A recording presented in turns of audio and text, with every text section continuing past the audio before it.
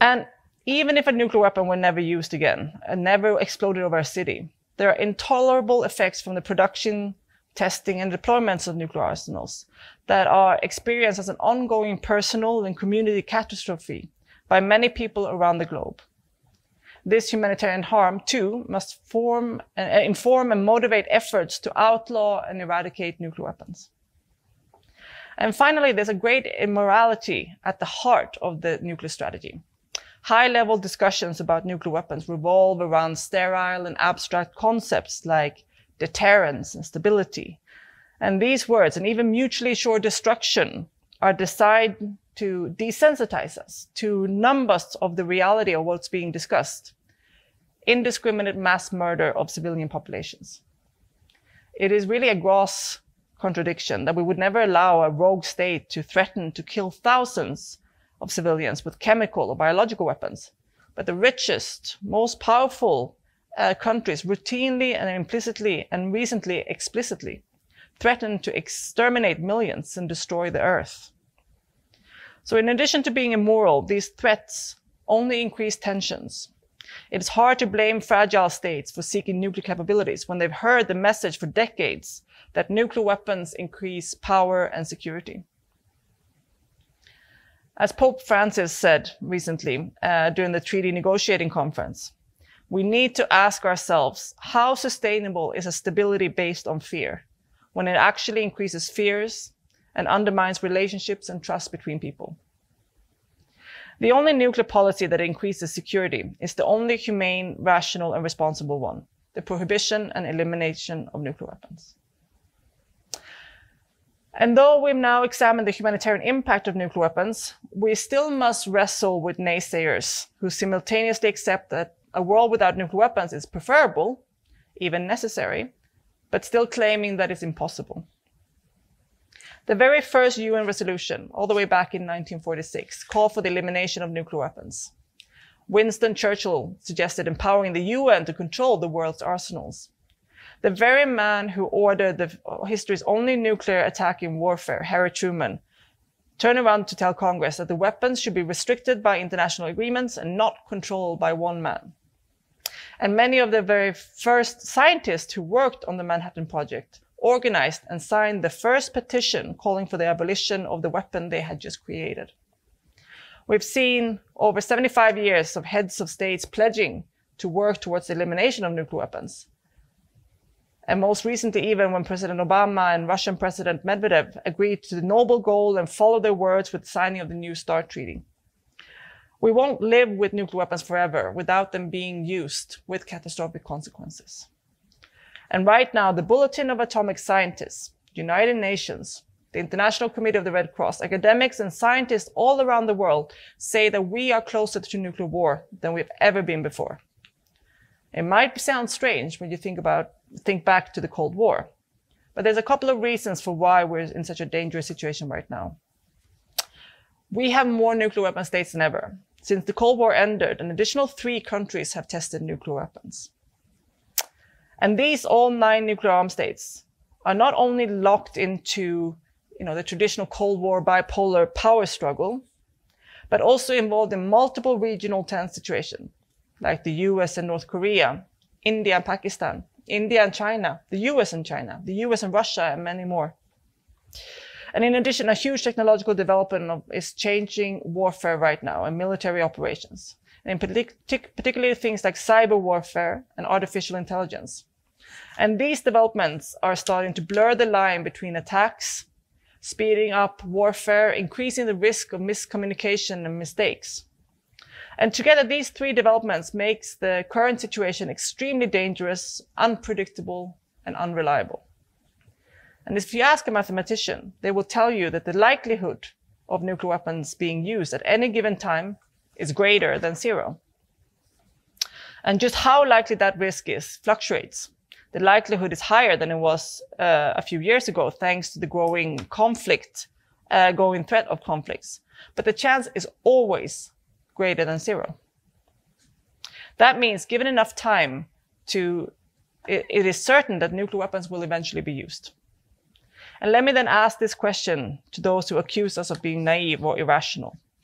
If you know that this story will end either with the use of nuclear weapons or the elimination of them, who is really the irrational one? The people who call for the elimination of nuclear weapons, or the people who think it's okay to live side by side with them, simply waiting for them to detonate? We are not naive. We are not irrational. We simply will do nothing. We will not do nothing. For doing nothing is accepting the eventual use of nuclear weapon. The British philosopher Bertrand Russell said this clearly in noting his opposition to nuclear weapons.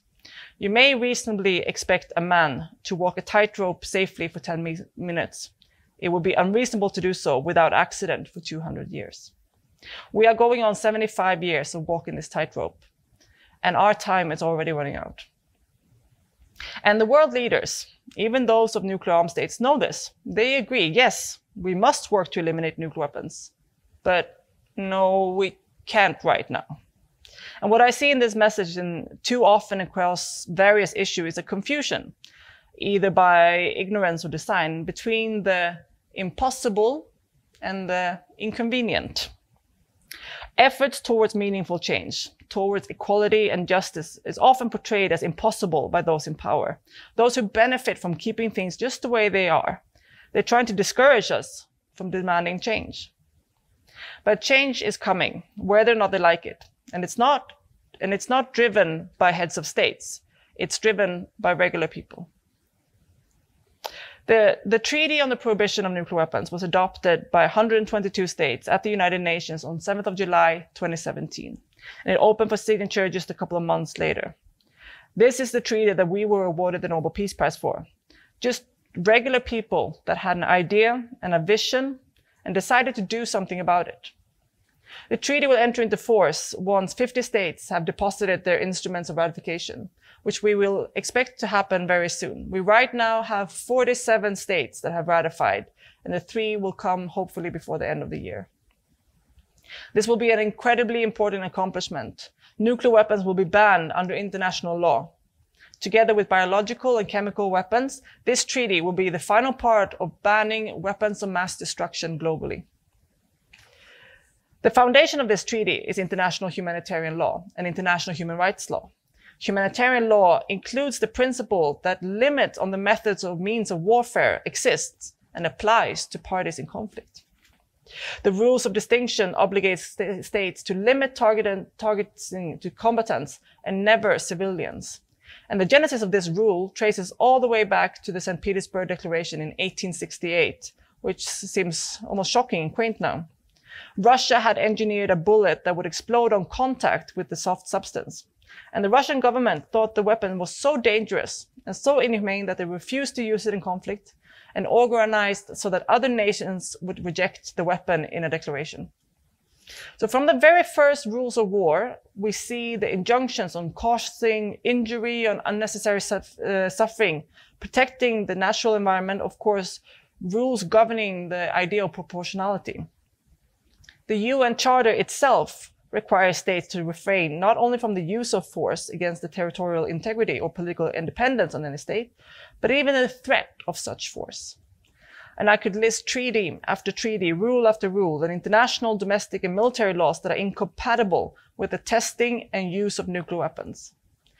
So the Treaty on the Prohibition of Nuclear Weapons not only clarifies that this applies specifically to nuclear weapons, but it also includes the possession and the threatening of use as illegal under international law. Now, perhaps this moment in history does not seem like a particularly good one for international law and multilateralism. But we've been through a very difficult time in the world before, and it's clear treaty-based solutions work. Imperfectly, of course, but they work, even if it takes time.